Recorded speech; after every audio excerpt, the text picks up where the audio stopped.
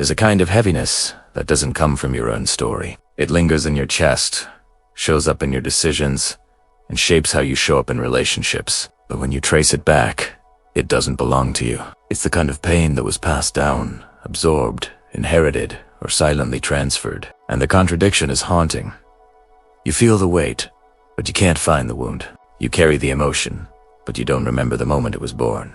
Have you ever felt responsible for someone else's sadness, or found yourself apologizing for things you didn't do? Feeling guilty for emotions that weren't yours, or trying to fix situations that were never in your control? If so, you might be carrying pain that originated outside of you but somehow became part of your identity. And the truth is, this kind of emotional inheritance is more common than we think. Psychology calls this phenomenon emotionally enmeshment, or vicarious trauma, depending on the context. It happens when the boundaries between self and other become blurred, and you begin to internalize the emotional states of those around you. This can stem from early family dynamics, relational patterns, or even cultural conditioning. The mind, especially in its formative years, learns to adapt by absorbing what's around it, sometimes even pain. One group of people who often carry pain that those are those raised in emotionally unpredictable households. If you grew up with a parent who was overwhelmed, depressed,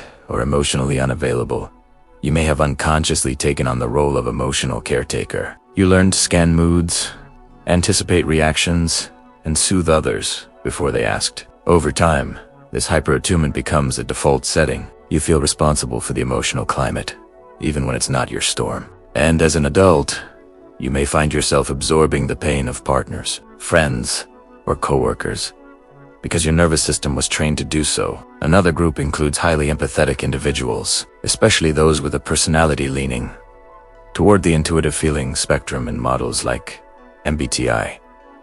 These people don't just notice emotion, they feel it. They walk into a room and sense tension before words are spoken. They hear someone's story and carry it home with them. Their empathy is a gift, but without boundaries, it becomes a burden. They confuse compassion with responsibility, and slowly, the emotional weight of others begins to shape their own identity. Then there are those affected by generational trauma. This isn't just metaphorical, it's biological. Studies in epigenetics show that trauma can alter gene expression and be passed down through generations. Children of war, survivors, displaced families, or emotionally repressed cultures often carry emotional patterns they didn't directly experience. They feel anxiety without a clear source, guilt without a clear cause, and grief that seems older than their own memories. It's not imagined, it's inherited. What makes this kind of pain so difficult to identify is that it doesn't come with a clear narrative. You can't point to a moment and say, this is when it happened. Instead, it shows up in pata sovarap, apologizing, chronic guilt, emotional exhaustion, or a deep sense of responsibility for others' well-being. And because it's not yours, traditional healing methods often miss it. You try to fix what you feel, but the root isn't inside you, it's in the emotional ecosystem you've ever been part of. But there's a way through. It begins with awareness.